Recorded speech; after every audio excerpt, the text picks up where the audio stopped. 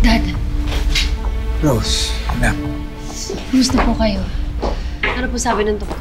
Get away from him! Portia. Dad! Nang dahil sa boyfriend mo, kaya nagka-heart attack si Dad. Siya, tama na.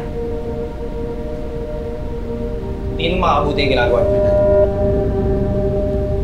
Itong Rose na to magigimit siya ng buhay ng tatay mo. Ikaw, yung boyfriend mo, at ang dati mong pamilya. Kung ako lang masusunod, I want you out of our lives. Mamamatay muna ako bago mangyari yan. Rose, anak. Huwag mo kong iiwan, ha?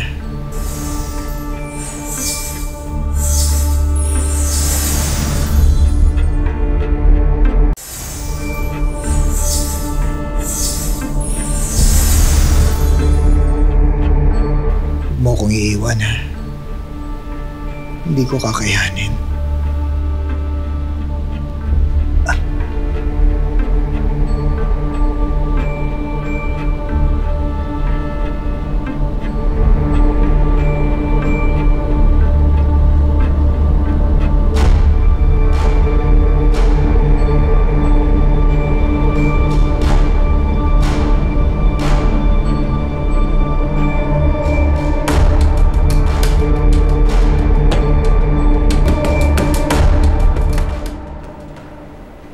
Minsan, kumusta si Tito Franco?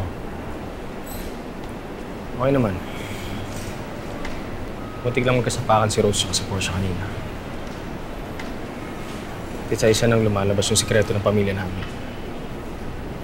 Si Mami yung nakahitin na lang doon sa kapatid ni Alex. Na maraming maling pamamalakad sa Excelsior. Yun pumutok. Hindi ko alam kung saan kami pupunta. Pare, chill ka lang.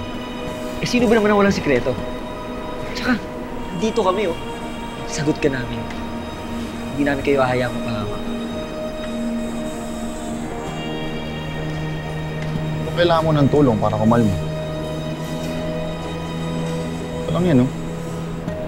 Gago ka! Dito yung tamang lugar para magpangahay. Talo mo. Gago!